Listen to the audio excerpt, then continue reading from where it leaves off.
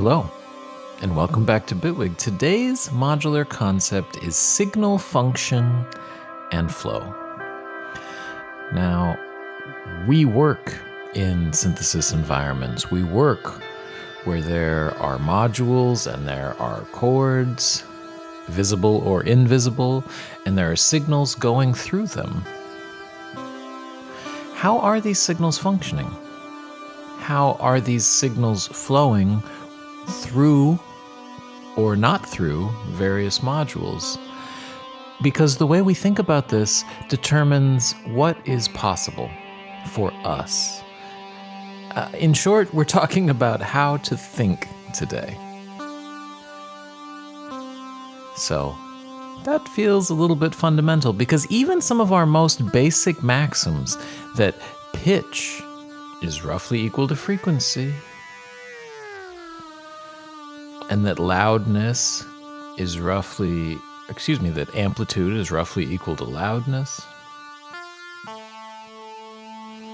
and that wave shape is roughly equal to timbre. Those are all nice and good if we are talking about an audio signal, a signal that is reaching an audio bus. If we are not talking about an audio signal, if we are talking about, in this case, a control signal and a timing signal based on its function in different places, well, suddenly pitch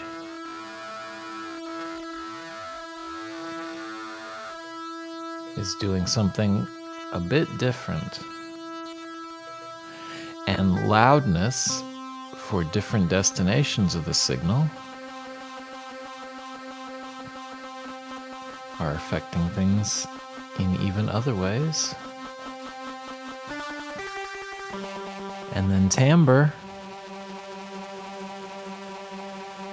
well, that's suddenly our shape and our pattern.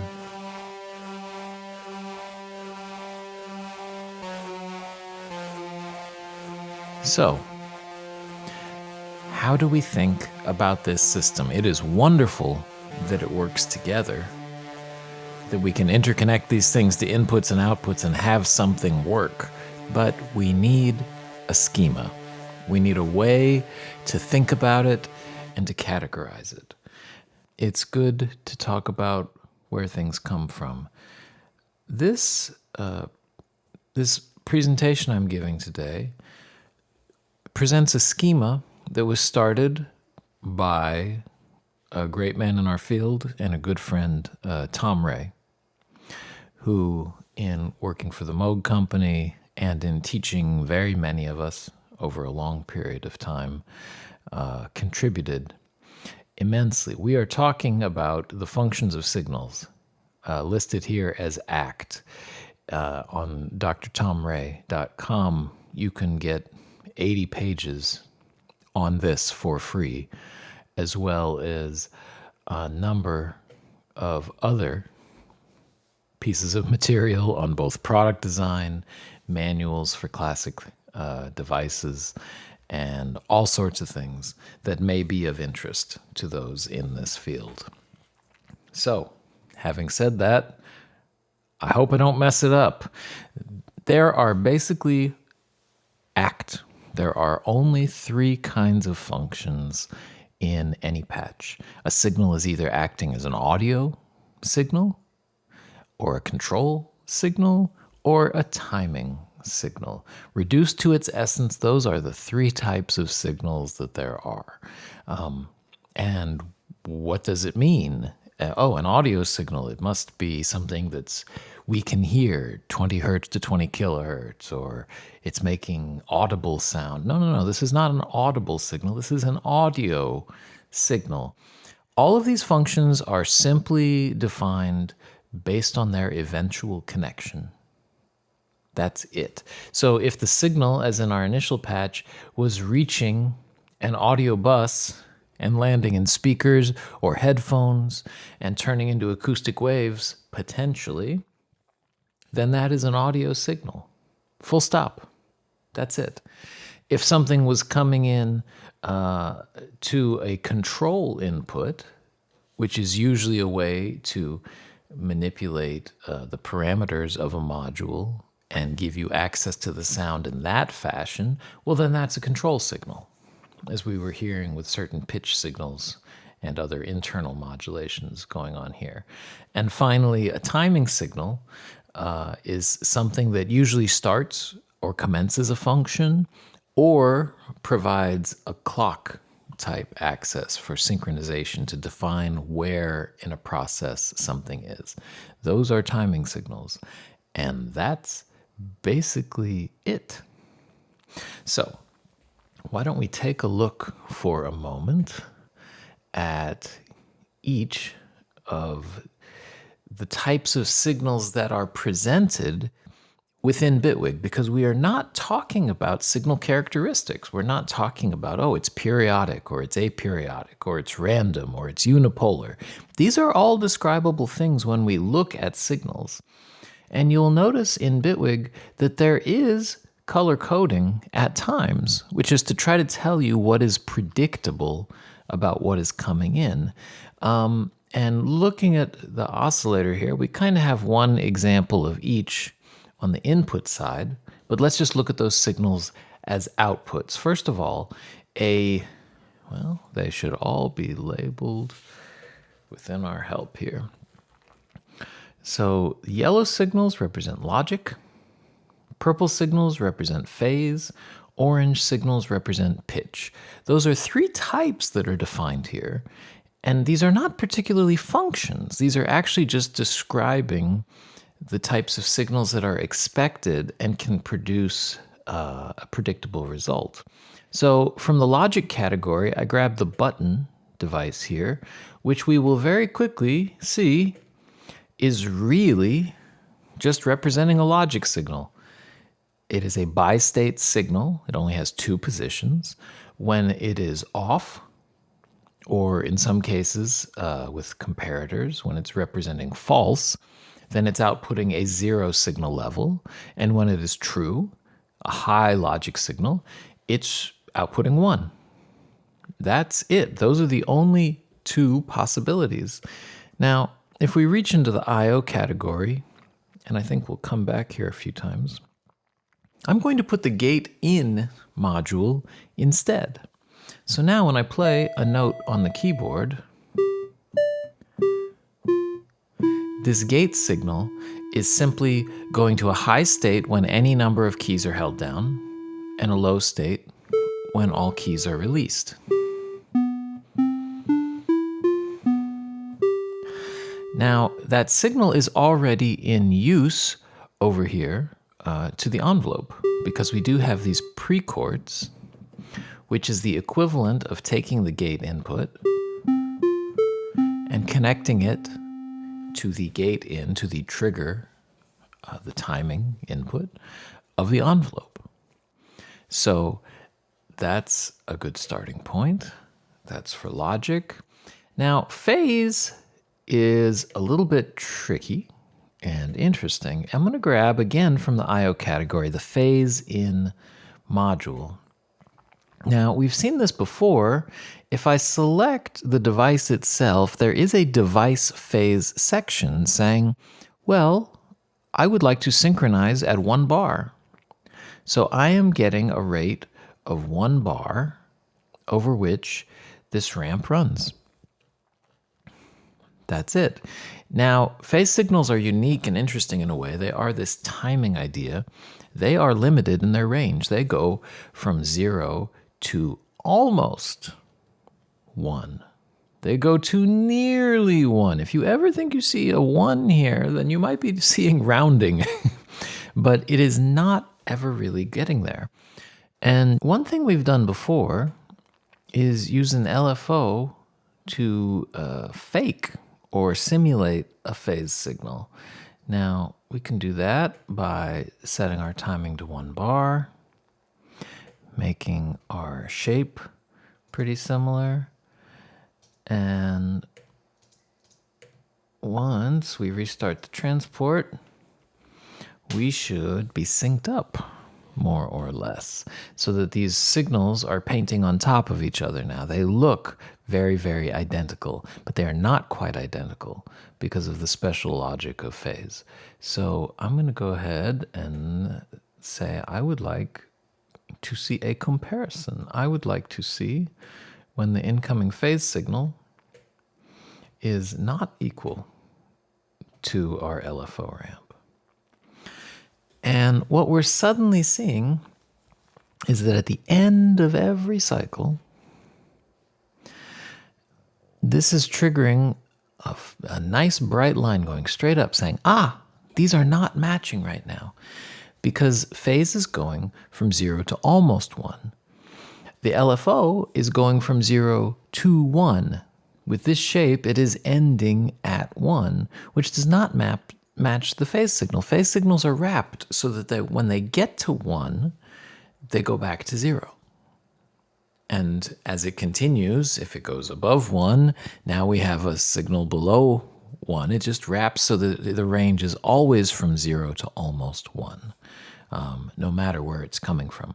That's a very convenient way to work, but it is a difference from the LFO. Just a slight sidebar here. One nice thing about using the LFO is that when it is here, and we can view the stereo signal for a moment, it has this automatic offset for the right side so that I can diverge the stereo image very quickly, since all patch chords are stereo within the grid, and now do something nice and interesting.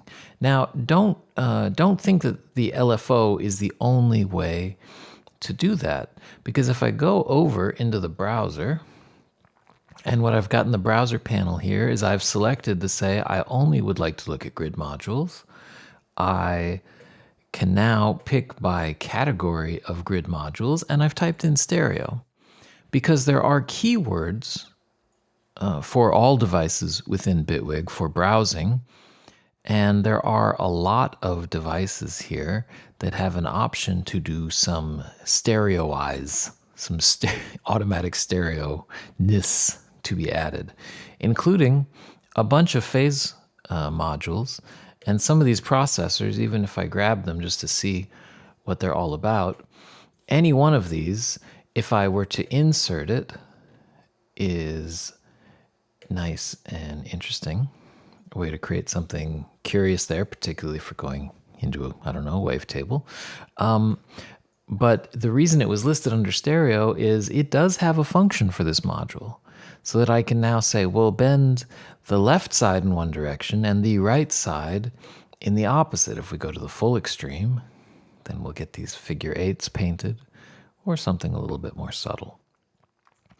So a good way to find these devices throughout the grid, or modules, the modules throughout the grid, or devices themselves that have different functions. In this case, the idea of stereo imaging in a quick way. So phase is, like we said, another type of signal. And then beyond that, the third one we had was pitch. So if we go back to the I/O, I'll go ahead and input the pitch signal. So again,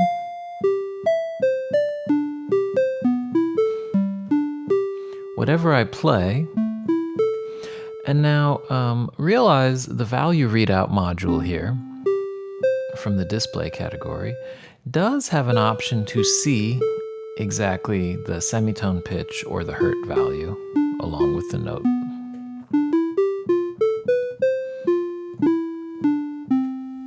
And again, like logic, and phase, there is an entire category called pitch here, which can give us a lot of ways to work with pitch, maybe to shift by octaves or shift by ratios if we like to think that way, including just intonation or other ways of doing tuning.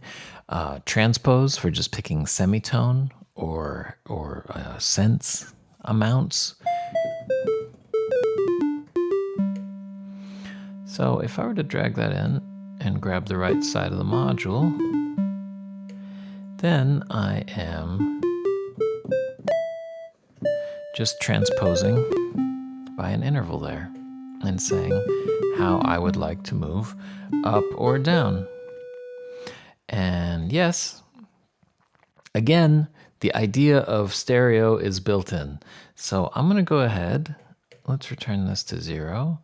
And I have this sounding part of the patch up here. So instead of the pitch pre-chord, which is why the oscillator is hearing pitch to begin with, I'm going to use the input, open it all the way, and once, just like with phase a moment ago, once I have a signal routing instead of a pre-chord, I have the opportunity to modify it. And that's why I have transpose here.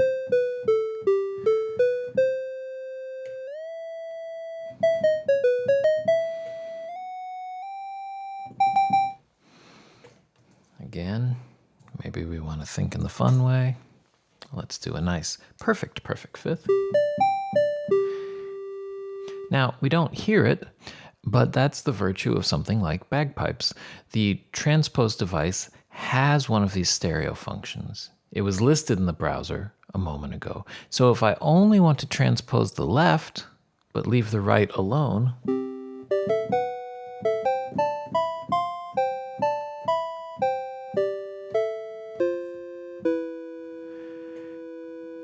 and so on.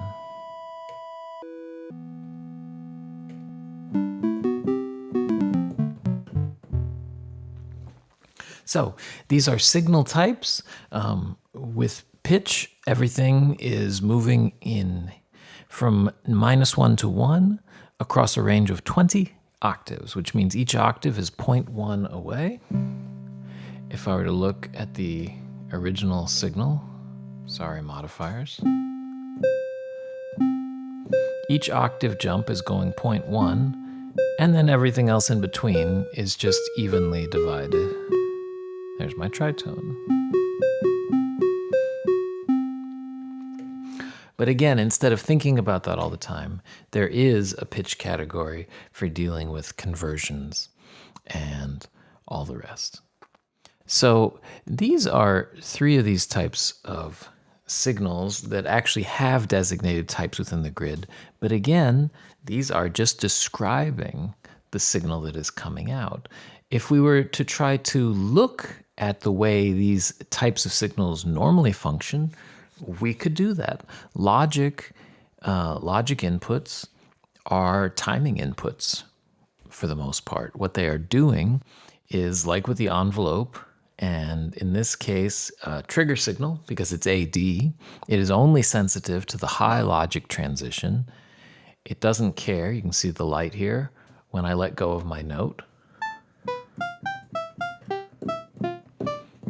It only cares when it gets triggered. So one use of logic is for this type of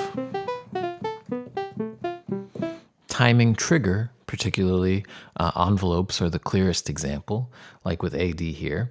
And again, we were looking at the trigger side where it only cares about the high logic transition. Only when the thing is now high do we do anything. When it releases, when it goes back to 0, we do nothing. Well, AD is an interesting choice because it does have this looping option built in, and suddenly our icon is transformed. Now, instead of just triggering, it is a gate input that cares about both sides because the repeat will continue until I let go of the notes.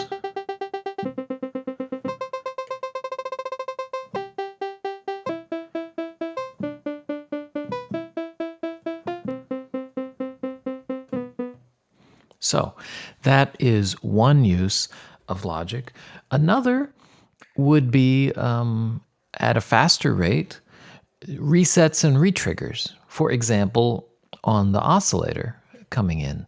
So maybe I'll swap this out to a different oscillator.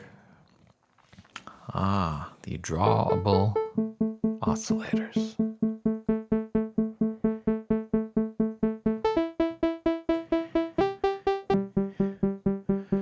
Fair enough. We could even see that.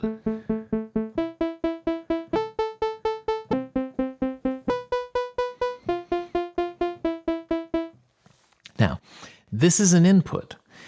It cares about the signal coming in. It's not describing a shape of what goes out. It is simply the behavior. But that doesn't mean you have to use the right kind of signal on the way in. The keyboard gate matched the gate input. It's going to send a bi-state signal. Great. That's fine. But that's not the only choice. So here with the reset, let's start in the simple way of thinking. Well, it says logic, it's high and low. Maybe what I really want is a pulse, which I went ahead and made unipolar. So now it's just going up from 0 to 1. Okay.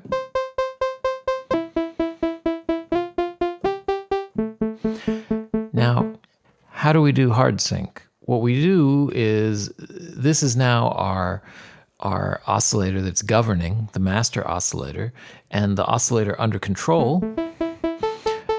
We can now freely change the frequency of it.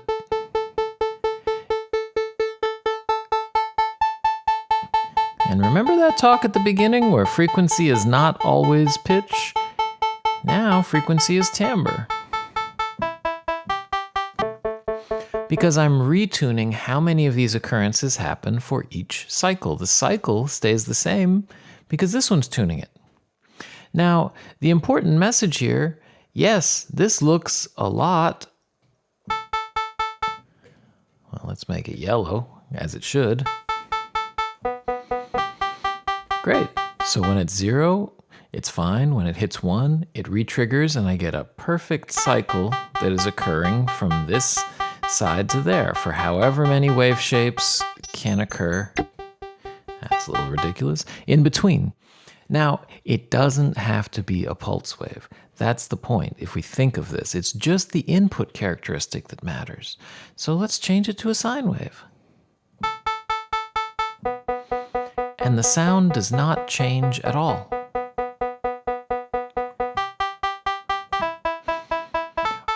All that's changing is where 0.5 occurs. So 0 to 0.5, it's the 0.5 that's triggering high, but they're always the same distance apart. So I'm getting a slight phase shift here by adjusting the timing signal, and it's working out. Now, it doesn't matter the kind of signal. The input is fine. Just because it's called a gate doesn't mean you have to use that into a gate input. If you are free, well, you're free. So I have a filter here. Our next signal type was phase, and phase again is a special kind of timing signal. If I went over to data, everything here, these sequencers, each tend to have a little phase precord on them somewhere, which is allowing them to run from the moment they're inserted if the transport is running. Now, I could go from gates where each individual step is just going high or low. That's fine. I could go with steps for something a little bit richer, where each individual step is now a value. I could push that even further and ask it to interpolate. And now this phase signal that's determining where we are is actually causing changing values over time. So that's interesting, but why don't we just go the whole distance and insert the slopes module, which is now going to freely slide around from any position it likes. It doesn't have a fixed number of steps because it's whatever I have happened to draw in. Let's see what this default shape sounds like.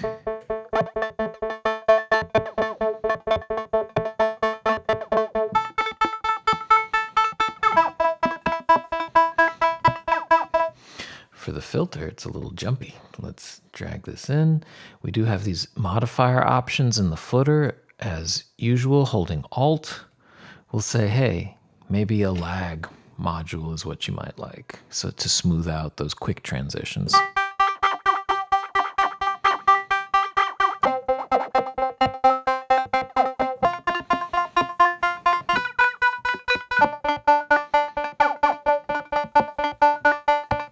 Yeah, that changes things a bit. So like we saw with the keyboard input, the gate signal there, as being a slow use of timing. This is a slow use of phase for timing, where it is articulating the position of a control signal. That can be awfully useful. And of course, there are quicker ways of dealing with this. We've discussed, we've thought about plenty of ways to do phase modulation, where it really is the relationship between waves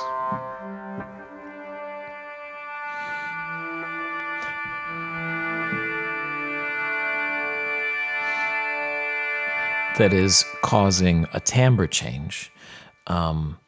Because yes, that is one thing that's going on. A second thing that's going on in this preset from the factory library, though, is let's just take one moment to look at the Parsec 8 modulator.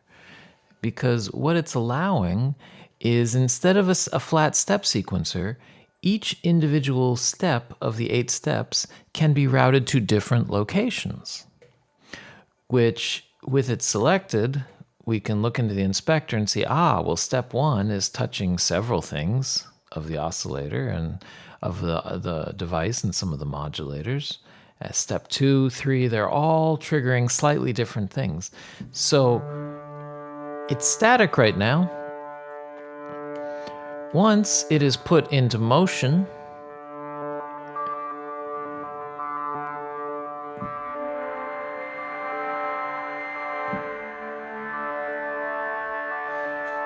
so that's the slow use of phase. We are driving this signal because in modulators, there is a timing element here, which is just pushing phase to pick the timing location in a sample accurate, very controllable sort of way. Now, what's interesting, in modulators, there tends to be a phase input, which is actually just a parameter called phase. Because for modulators, that's how we would access it. The same with devices. It's not the grid paradigm where there's chords and anything can be connected. They have to be modulated. So here, taking this fast LFO and opening it up, we could switch over and instead of the slow-moving version, have the fast-moving version.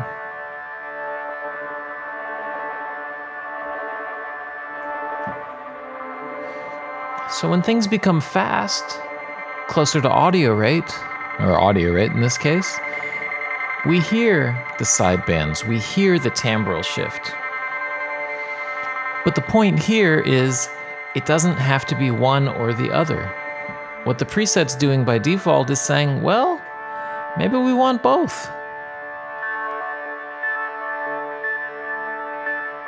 I can hear that and feel that in a rhythmic way.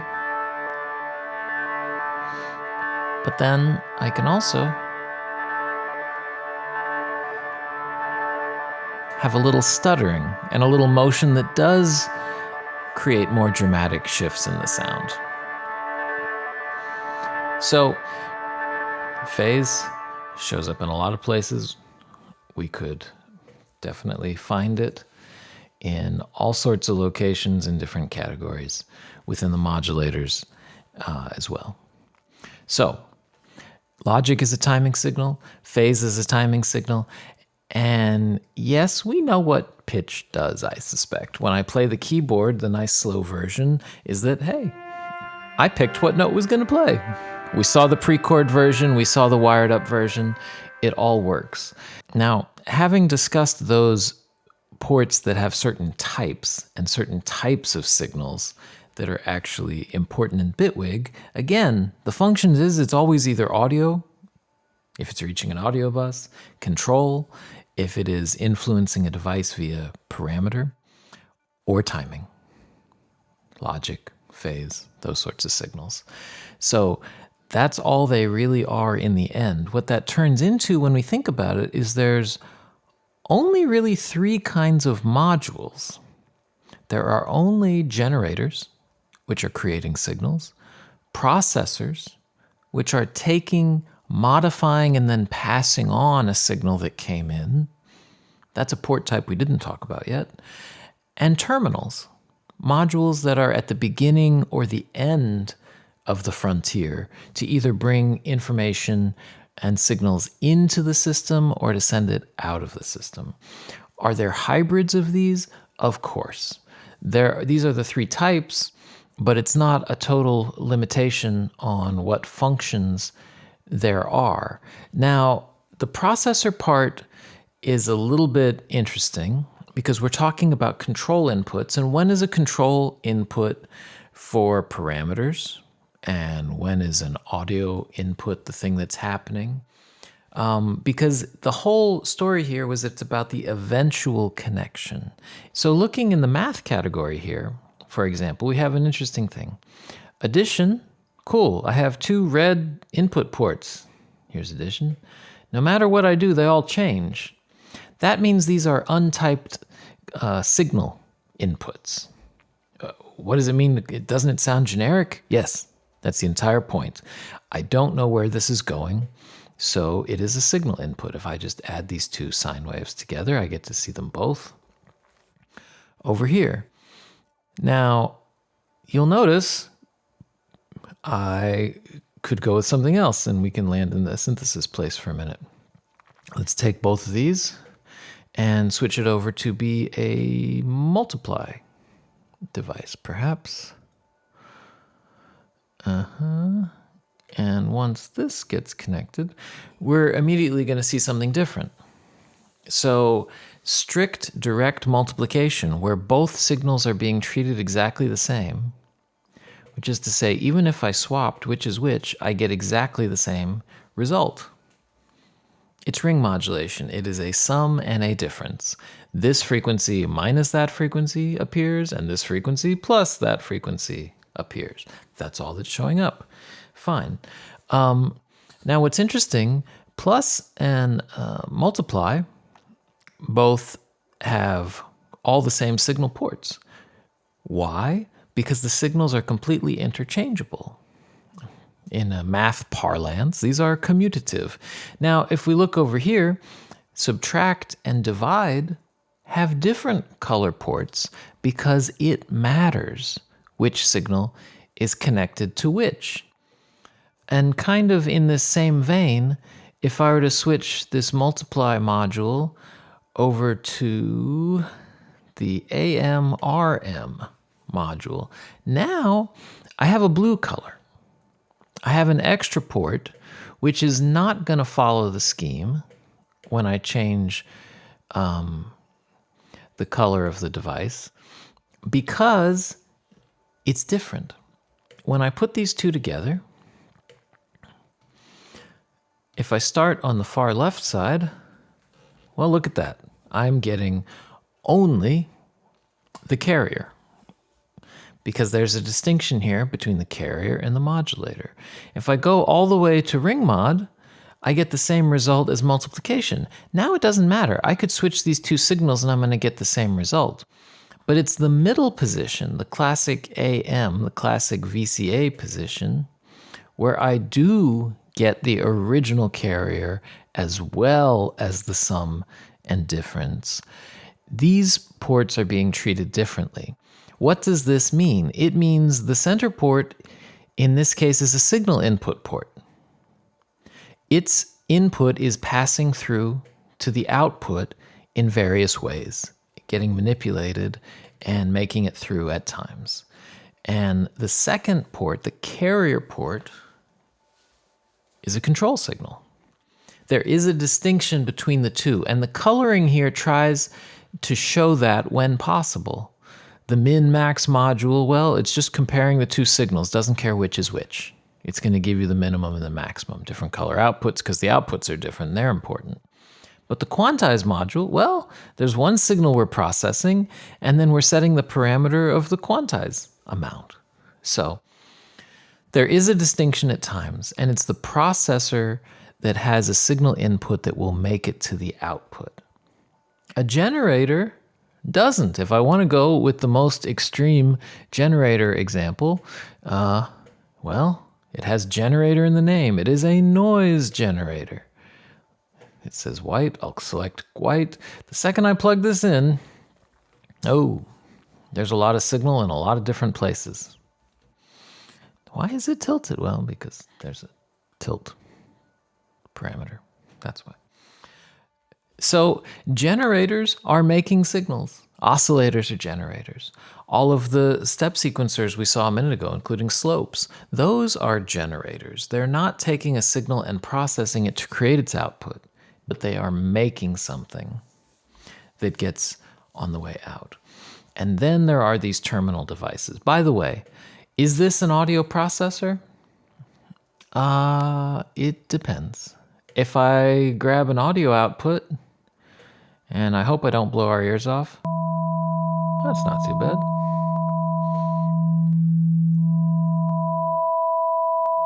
Guess what? It's an audio signal. Cool. Guess what? Oh, we didn't know what to do with that. Now it's not. Now it's a control signal because it's connected to a pitch input, a parameter input. Oh, and now, pick whichever one you want. Now it's a timing signal because it's connected to a timing input. Does that timing signal reach the output of the sawtooth? No. Does it influence how the module behaves? Of course, I hope so. It definitely influences it. But that's the rub. So, how about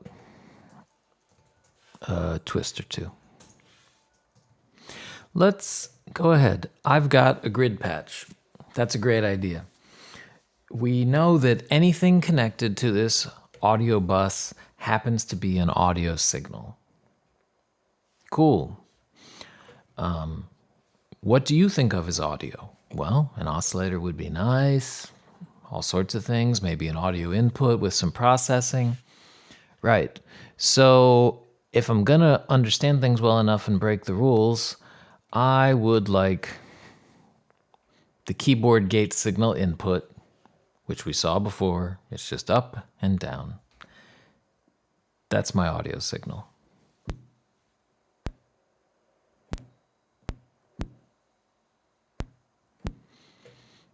Maybe we make it poly.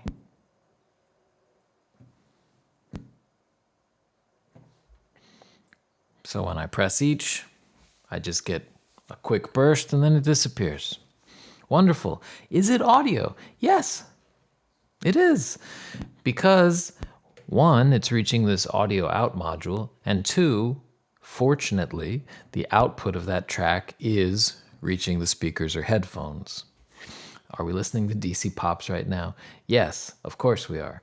So, what do we want to do now? Maybe we should filter it?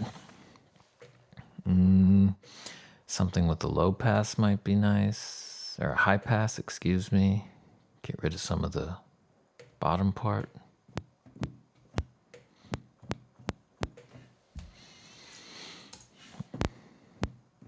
So we got a little bit of a ramp there. Before, it's a little more flat. This is a little more pronounced. Cool. And what should happen after that? Well, we're taking our keyboard gate signal, we're running it through a filter, basically, and maybe we should do something with time. Maybe we should just make it last a bit longer. What do we have?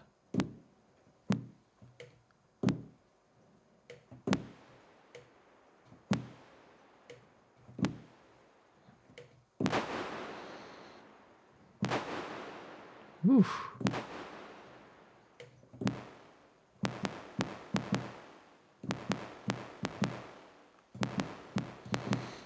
Yeah, not bad. So keyboard gate signal to a filter, which in this case is audio. Filters don't have to be audio processors. To a convolution to add something to it. Well, let's try a variation on that. We've already got the keyboard gate signal going on. What's another way to elongate it? Because it is a very short signal. In this case, maybe a resonator bank might be nice. That's a bit of a vibraphone. Now, one thing that's handy, as I tune these, I could think in hertz or I could think in note values. So let's say C2, C3, maybe stay friendly. Now G3, we want to be a little weird.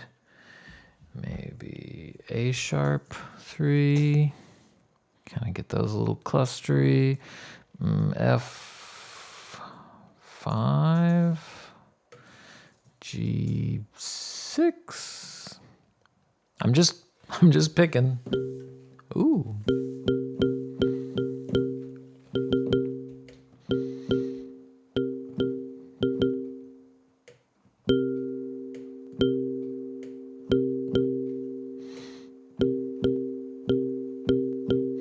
Have a nice little global control there. Now, one thing that's interesting, remember, it's Bitwig. Notes are passing through, and so is audio. So the gate signal is coming out as an audio signal, but it's still there as a control signal. The notes are potentially a control signal if we wire it in. Resonator bank's a fun choice. These happen to be notes. Notes being played, note signals. They each also have a pitch associated with them if we were to listen to it, and Resonator Bank might be willing.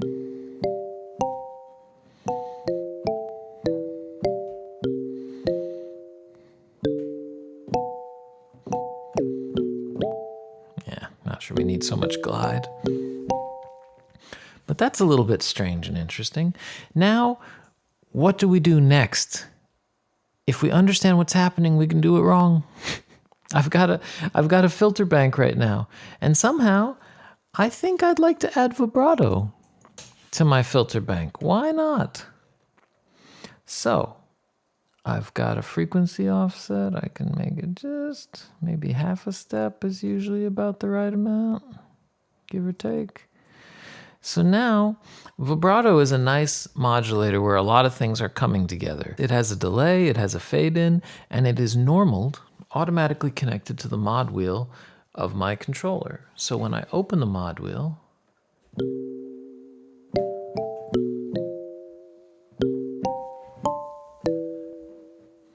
it will follow along.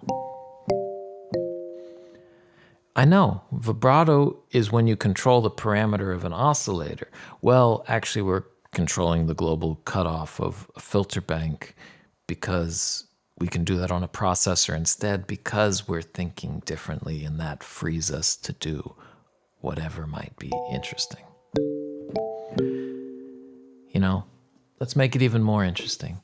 Vibrato means LFO. LFO is the regularity of the pitch moving. Is there another way to get some kind of LFO? Well, maybe I'm going to use phasor as my vibrato. Why? Well, it has a speed, which is normally about 6 hertz for the vibrato we're used to hearing. And it even has one of these nice fun stereo eyes buttons to say make the left and the right opposite of each other. Why not? It's kind of tremolo, but we see it over here.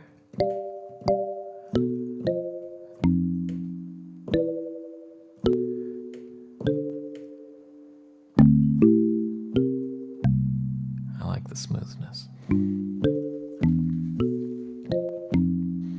So that's the point. There are 3 kinds of signals. There are audio signals, control signals, timing signals. If you reach a signal input, you still haven't decided which one it is. There are not many audio signals in most patches. They are very important, but there are not many of them. So think about all of them and think about how you can control it. Then you'll be on to something. Thanks for joining us. We'll see you next time.